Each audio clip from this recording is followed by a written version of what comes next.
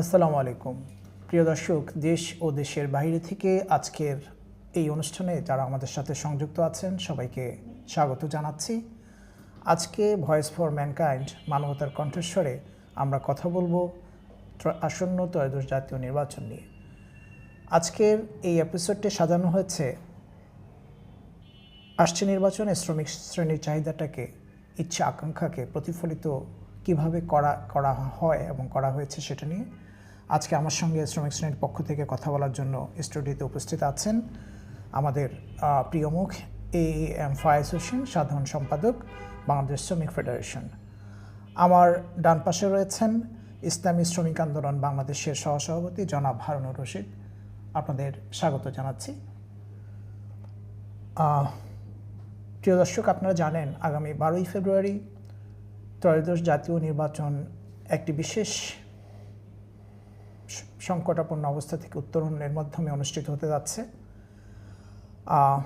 শ্রমিক শ্রেণীর যে ইচ্ছা, আশা, আকাঙ্ক্ষা, যাকে ঘিরে এই বাংলাদেশের জন্ম, 1971 সালের মুক্তিযুদ্ধ এবং 2024 সালের জুলাই আন্দোলন, আমরা জানি প্রতিটি আন্দোলনে শ্রমিক শ্রেণীর জন্য একটি বড় প্রত্যাশা থেকে যায়।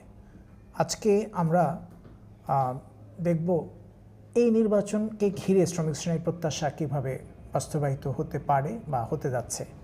প্রথমে আমি কথা বলবো জনাব এএম ফায়েজ ভাইয়ের সঙ্গে।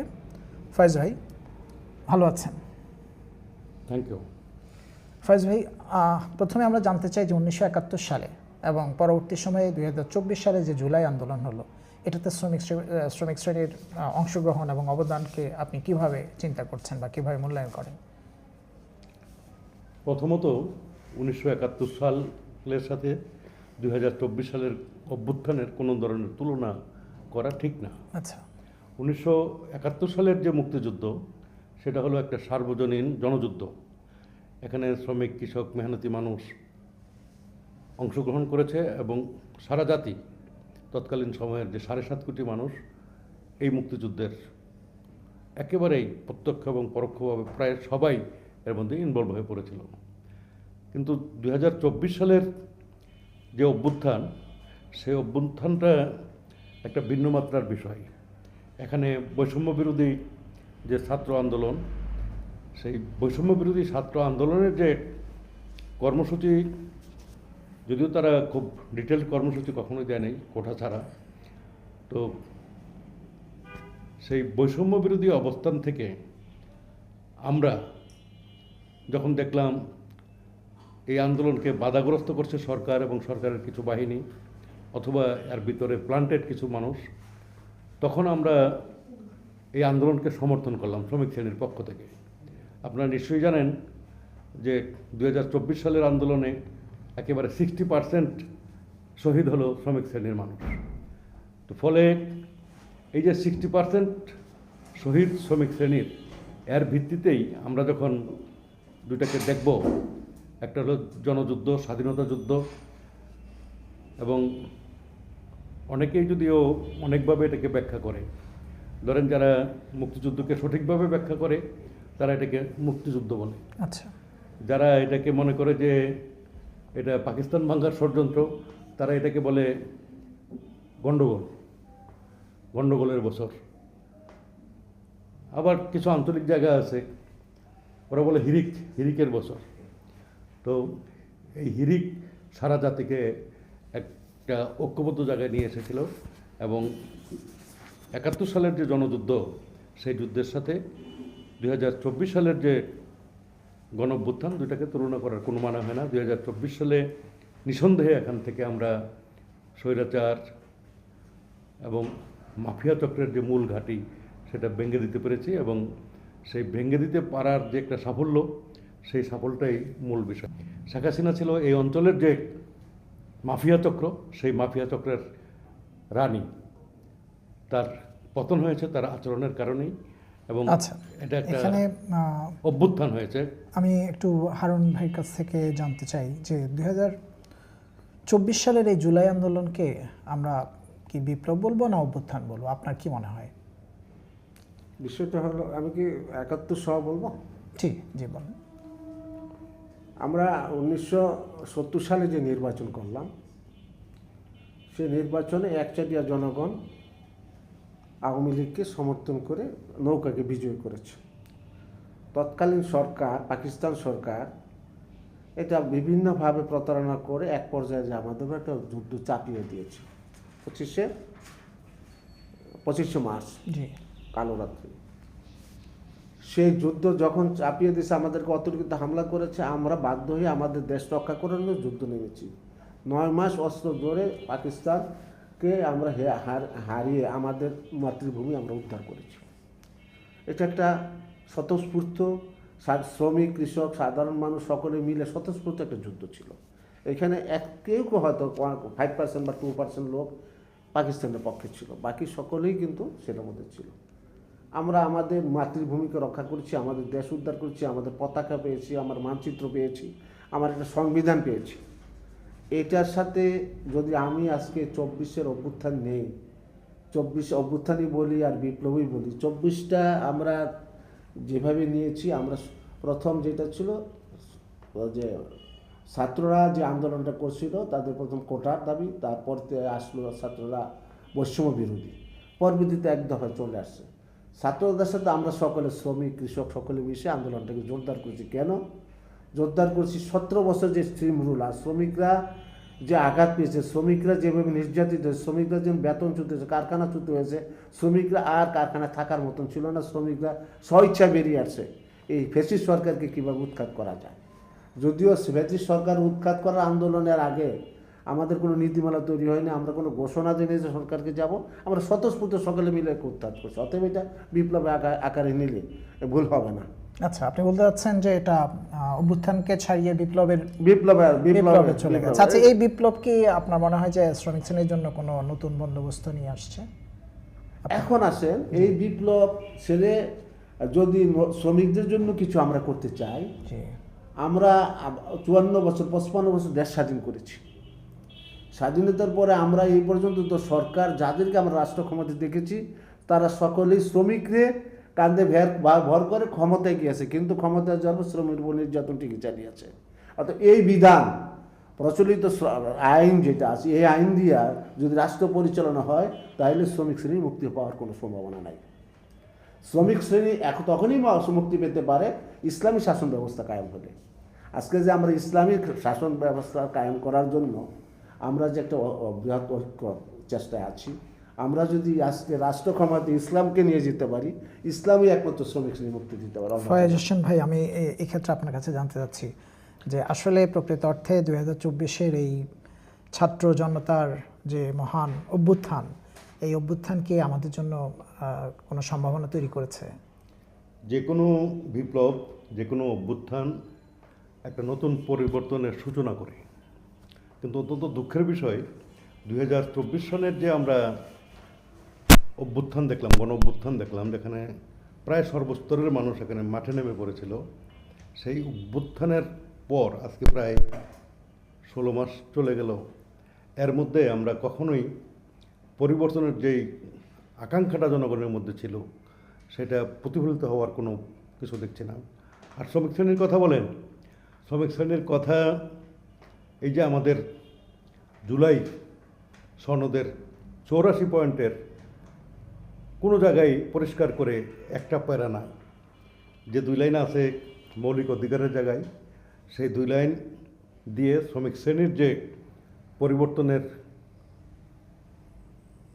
আশা করে, আকাঙ্ক্ষা করে, সেই জায়গায় যাওয়ার কোনো পথ এটার ভিতরে নাই। পরন্তু উল্টা দিকটা আছে। সেই দিকটা হলো এখানে এক ধরনের কেওয়াজ, নৈরাজ্য তৈরির একটা পায়তারার ভিতরে আছে। তো কেন আমরা একটা পরিষ্কার পরিচ্ছন্ন বিপ্লবকে আমরা একটা অধপতিত জায়গায় নিয়ে যাচ্ছি, কিংবা আমরা সাবেক জায়গায় ফিরে যাচ্ছি, এটা শ্রমিক শ্রেণীর পক্ষ থেকে আমাদের একটা বড় প্রশ্ন আমরা রাখছি পুরো জাতির কাছেই। যে তাহলে মানে জুলাই যে সংস্কার, যে রূপরেখা দাঁড়ালো, জুলাই চার্টার, আপনি বলতে চাচ্ছেন যে এটা মূলত শ্রমিক শ্রেণীর কোনো কল্যাণে আসবে না?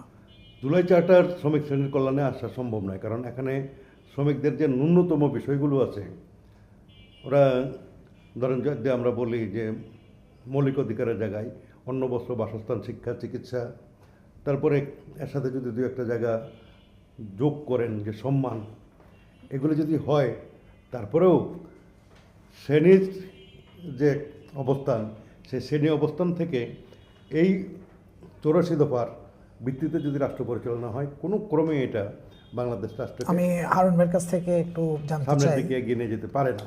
আমি এবং আমি শ্রমিক আমি শ্রেণীর একটু হাতে হারুন কোনো ভাইয়ের সঙ্গে, উপকার হবে না। আচ্ছা হারুন ভাইয়ের সঙ্গে একটু জানতে চাই, এই যে আমাদের ফয়েজ ভাই বললেন যে জুলাই সংস্কার বা জুলাই চার্টার যেটা হলো, এটা বেসিক্যালি হারুন ভাই বলতে চাচ্ছেন যে আমাদের শ্রমিক শ্রেণীর কোনো কল্যাণে আসবে না। এই জুলাই চার্টারকে ভিত্তি করে আমরা আগামী একটা নির্বাচনে অংশগ্রহণ করতে যাচ্ছি। এখন এই নির্বাচনে শ্রমিক শ্রেণীর অংশগ্রহণ আসলে কতটুকু থাকবে, অথবা শ্রমিক শ্রেণীর যে জুলাই চার্টারে যেটা আমরা জানলাম যে শ্রমিক শ্রেণীর জন্য বিশেষভাবে কোনো একটা প্যারাও উল্লেখিত নেই, এই সংস্কারটাকে এবং এই চার্টারটাকে আপনি কিভাবে দেখছেন? জুলাই চার্টার বলবো কি, আমরা অতীতে কতগুলি বিপ্লব আন্দোলন সংগ্রাম করছি, অনেক সরকার উৎখাত করেছি, 90-এর অভ্যুত্থান দেখেছি, এরশাদ স্বৈরাচার এরশাদকে তাড়িয়ে সবসময় শ্রমিকের পক্ষে কথা আসছে, কিন্তু এভাবে শ্রমিকরা প্রতারিত হয়েছে। আজকে জুলাই চার্টার এমনি একটা ওই শুভঙ্করে বা ওই গাদার কানে সামনে মূলা ঝুলানোর অবস্থা, এটা দিয়ে শ্রমিকের কোনো মুক্তি আসবে এটা আশা করা যায় না। তাহলে যে না, এবার মূলটাও নাই সামনে। মূলা বাবা বাকি। আচ্ছা আচ্ছা, তাহলে এই শ্রমিক শ্রেণী কি আপনি বলছেন যে নির্বাচনে অংশগ্রহণ বা ভোট দিতে যাচ্ছে না? আমি এই কথা বলছি না, শ্রমিক শ্রেণী তো সমগ্র জনগণেরই অংশ। আচ্ছা আচ্ছা, আর আপনি দেখবেন যে ভোটার তালিকায় যেই সংখ্যা 12 কোটির প্লাস, তার মধ্যে 7.5 কোটির প্লাস 7 কোটি 65 লক্ষ হলো শ্রমিক। আচ্ছা শ্রমিক যদি ভোট দিতে যায়, ভোটের পরিবেশ থাকে, ভোট হয়, তাহলে এই শ্রমিকরা যেহেতু জনগণের অংশ, ভোট দিতে যাবে। কিন্তু এই ভোট শ্রমিক শ্রেণীকে সবসময় প্রতারিত করে, জনগণকে দূর বানায়, এবং 4 বছর অন্তর অন্তর কিছু মালিক, নতুন মালিক তৈরি হয়। এখানে ভোটের যে কারসাজি, কোনো শ্রমিক নেতার পক্ষে, কোনো শ্রমিকের পক্ষে এখানে ভোটে দাঁড়ানো সম্ভব না। 50,000 টাকা জমানত দিয়ে, তারপরে আবার তার পার্টি নাই, 4-5 হাজার মানুষের স্বাক্ষর সংগ্রহ করে, এবং আবার এই স্বাক্ষর মানে সংগ্রহ করতে গেলে এই যে নির্বাচনটা সমস্যাগুলো- বেসিক্যালি যারা মালিক এটা শ্রেণী ধনীদের, আছে, এটা ধনীদের ধনীদের এবং তারপরে শ্রমিকরা এটাতে অংশগ্রহণ করবে। করবে, কারণ এটাকে উৎসব মনে করে শ্রমিকরা। আচ্ছা আচ্ছা যে কোনো নির্বাচন। আচ্ছা, আপনার দলের নির্বাচনের কোনো ইশতেহার আছে কিনা? আমার দলের নির্বাচন ইশতেহার আছে, আচ্ছা কিন্তু আমরা যখন নির্বাচনে যাব তখন এখানকার যে বুর্জুয়ারা আছে এরা নির্বাচনে অংশ নেবে না। আমার দলের নির্বাচনী ইশতেহারে পুরাটাই শ্রমিক শ্রেণীর কথা। আমরা আমূল পরিবর্তন করব, এবং শ্রমিক শ্রেণীর মুক্তির যে পথ, সেই পথটাই আমরা ওখানে ঘোষণা করে রেখেছি। আচ্ছা এবং শ্রেণী বলে যখন কথা বলেন, এটা আমাদের মহান নেতা তাহলে কার্ল মার্কস যেভাবে শ্রেণীকে ব্যাখ্যা করে একটা উন্নত জায়গায় নিয়ে আসছে এবং এই সমাজ বিশ্লেষণটা পরিষ্কার করছিল, আমরা সেই জায়গার দিকে যেতে পারি। যদি আমরা সেখানেও না যাই, লেনিনবাদের দিকেও না যাই, তারপরেও বাংলাদেশে যে শ্রমিকরা আছে, এই শ্রমিকরা কোন কোন দিক থেকে প্রতারিত, এই বিষয়গুলি যদি আমি এখানে দেখেন। যদি একটা বিষয় একটু বলি, ধরেন যে 70 বছর তো মানে লেনিনবাদ সোভিয়েত রাশিয়াতে ছিল, এখানে আপনি এই এই 70 বছরের শ্রমিকদের অধিকার কতটুকু নিশ্চিত হয়েছিল বলে আপনার ধারণা? সোভিয়েত রাশিয়ায়, হ্যাঁ ও বাবা, সোভিয়েত রাশিয়ায় শ্রমিক শ্রেণী তার যে উত্তরণ, এবং সেই উত্তরণের সুফল এখন ভোগ করছে পুরো ইউরোপ। তো ওই বিষয়গুলো যদি বিশ্লেষণ করতে যাই, আমাদের এই যে সময়মান, এই সময়মানে ওটা শেষ হবে না। ওটা শ্রমিক শ্রেণীর জন্য একটা পশ্চাৎপদ রাষ্ট্র, সেইখানে একটা বিপ্লব সংগঠিত হয়েছে, এবং সেটাকে একটা আধুনিক ধারায় নিয়ে এসে, এবং তারপরে একই সময়ে সাম্রাজ্যবাদের প্যারালাল একটা শক্তিতে পরিণত হয়ে যাওয়া, সমস্ত শ্রমিকদেরকে সাথে নিয়ে, এটা একটা বিশাল বড় অর্জন। তাহলে তারপরেও আমাদের কৃষকদের সাথে ধরেন একটা আপনার দ্বন্দ্ব ছিল। নির্বাচনের ইশতেহারে আপনি আপনার দলের যে 2013 যে জাতীয় নির্বাচন হবে, এখানে ইশতেহারে এটাকে, এই অধিকারকে কিভাবে মূল্যায়ন করা হয়েছে বা স্বীকৃত দেওয়া হয়েছে কি বলে মনে করেন? বিভিন্ন দলের ইশতেহার তো আমরা দেখছি। আমরা শ্রমিক শ্রেণীর পক্ষ থেকে যেই ইশতেহার ঘোষণা করেছি, নিশ্চয়ই আপনারা শুনেছেন, সেই ইশতেহারে যা আছে এর বাইরেও শ্রমিকদের অনেক দাবি দেওয়া আছে। আচ্ছা ইশতেহারে সব কিছু যে নিয়ে আসতে পারছি আমরা তা না। আচ্ছা, আমরা ইশতেহার বিষয়ে এবার একটু হারুন ভাই আপনার কাছ থেকে জানি, আপনার দলের কি নির্বাচনী ইশতেহারে শ্রমিকদের অধিকারকে কিভাবে দেখা হয়েছে? অবশ্যই আমার দলে শ্রমিক, কৃষক, সকল মানুষের পক্ষে ইশতেহার সংস্থাটা। এর বাইরে পার্টিকুলারলি মানে কোনো কিছু এরকম আমার আছে, কোনো ইশতেহারটা ক্লজ আছে কি? না, হ্যাঁ পার্টিকুলার বলতে ইশতেহার যেটা নাকি সামনে ঘোষণা হবে, তো এটা কারেকশন হচ্ছে, কাজ হচ্ছে কমপ্লিটেড, আমি বলতে পারি চূড়ান্ত বিষয়টা এখনো। আচ্ছা, এখনো চূড়ান্ত হয়নি। চলছে প্রক্রিয়া, আচ্ছা, আচ্ছা, তাহলে আমরা তো নির্বাচনটা খুবই সন্নিকটে, আর বোধহয় আমাদের প্রধান উপদেষ্টার কথা অনুযায়ী যদি 12 তারিখে নির্বাচনটা হয়, তাহলে নির্বাচনের আর খুব বেশি দেরি নেই। বেশি দেরি নেই এই মুহূর্তে আমাদের, মানে আমাদের যদি করণীয় সাম্রাজ্যবাদ কি? মনে করে যে এইসব এই ফালতু বিষয় কেন এখানে সংগঠিত হবে, নির্বাচন এখানে দরকার আছে কিনা, এবং আমরা যাদের পছন্দ করি তাদেরকে একটু বসায় দিতে পারি কিনা, সেই জায়গায় যদি এই দেশ না যায় তাহলে পরে নির্বাচনটা হয়ে যাবে। তো নির্বাচনটা হলে পরে এই নির্বাচনে আমি আগেই বলেছি, এখানে শ্রমিক শ্রেণীর কোনো ধরনের ওই তার জীবনযাত্রার মান উন্নয়নের জায়গা কিংবা এখানে জাস্টিস তৈরি হওয়া, সেই পথটা এখন আর খোলা নাই। আচ্ছা, তার মানে নির্বাচন থেকে আমরা নতুন কিছু আশা করতে পারি কিনা, আমাদের কোনো প্রত্যাশা আছে কিনা হারুন ভাই? নির্বাচন থেকে আসলে আমাদের প্রত্যাশা কি? নির্বাচনের প্রত্যাশা আমরা ক্ষমতায় যাব, ইসলামী সংগঠন, ইসলামী যদি সংগঠন দেশের মধ্যে সুশাসন কায়েম হবে, ইনশাআল্লাহ। আমরা আমাদের সেভাবে আগাচ্ছি। আচ্ছা, ঠিক আছে, আমরা ক্ষমতায় যাব, দেশে সুশাসন আসবে, ইনশাআল্লাহ। আপনি শ্রমিক শ্রেণীর পক্ষ থেকে আমি এই কথা বলতে পারছি না, আমাদেরকে আরেকটা অভ্যুত্থান করে অথবা আরেকটা বড় বিপ্লব করেই ক্ষমতা যেতে হবে। তার নির্বাচনী, আমরা ফয়েজ ভাইয়ের কাছ থেকে যেটা জানছি যে নির্বাচনী শেষ কথা নয়, এই নির্বাচন শ্রমিক শ্রেণীর ক্ষমতায়ন তো হবেই না, বরঞ্চ আরো একটু পিছনে পড়ে যাওয়ার সম্ভাবনা আছে। আপনি দেখেন, কিন্তু নির্বাচনে কি কোনো বিকল্প আছে? তাহলে নির্বাচনের বিকল্প জনগণের অংশগ্রহণের নির্বাচন, সেটা তো আছেই। সেই নির্বাচন আর এখনকার যে সংসদীয় নির্বাচন, আমাদের দুটো তো এক জিনিস না। গণতন্ত্র আবার শুধুমাত্র এই নির্বাচন নয়। যদি গণতন্ত্র প্রতিষ্ঠানে সর্বত্র বিরাজ থাকে, তাহলে পরে গণতান্ত্রিক সংস্কৃতির কথা আপনি বলছেন। হ্যাঁ, আমরা এটা নিয়ে হারুন ভাইয়ের কাছ থেকে একটু জানি। গণতন্ত্র ভোট দেওয়া মানে কি নির্বাচন, নাকি ভোটের পরেও আমাদেরকে এই যে গণতান্ত্রিক প্রক্রিয়া, এটাকে ধরে রাখার জন্য আরো কিছু করতে হবে? গণতন্ত্র এবং সমাজতন্ত্র ধর্মনিরপেক্ষতা, যেটার উপর দীর্ঘদিন আমরা চর্চা করেছি দেশের মানুষ, জি, কিন্তু এটার রেজাল্ট কি, এটা যারা করেছে চালায় তারাও দিতে পারে না। এটা একটা পারিবারিক তন্ত্র হয়ে গেছে। যখন যে ক্ষমতায় গেছে গণতন্ত্র দোহাই দিয়ে সে নিজে গণতন্ত্র চর্চা করেনি, জনগণ গণতন্ত্র পক্ষে আসার কোনো সুযোগ পায় নাই। তাতে এইটাকে গণতন্ত্র একটা ধোঁকাবাজি আমি মনে করবো। গণতন্ত্র দিয়ে জনগণের কিছু আসে না, আসবে না। তার মানে প্রিয় দর্শক, আমরা আমাদের দুইজন প্রখ্যাত শ্রমিক নেতার কাছ থেকে নির্বাচন সংক্রান্ত ভাবনাগুলো শুনলাম। দুজনেই দুই মেরুর দুই আঙ্গিনার বাসিন্দা হলেও দুজনের কাছ থেকে আমরা সমাপ্তিতে যে বিষয়টা দেখতে পাচ্ছি যে আগামী নির্বাচনে শ্রমিক শ্রেণী অংশগ্রহণ করছে এবং তারাও ভোট দিবে। ভোটে তাদের অংশগ্রহণটা মোটামুটি বলা যায় যে স্বতঃস্ফূর্ত। তবে এই আমাদের প্রখ্যাত দুই শ্রমিক নেতার কাছ থেকে যে বিষয়টা আমরা বুঝতে পারলাম যে নির্বাচন আলটিমেটলি শ্রমিক শ্রেণীর প্রত্যাশা পূরণে কতটা সফল হবে, এ ব্যাপারে নিঃসন্দেহে একটি প্রশ্ন রয়ে যাচ্ছে। আমি আজকে ধন্যবাদ জানিয়ে আপনাদেরকে আজকের মতো এই পর্বটি শেষ করতে যাচ্ছি।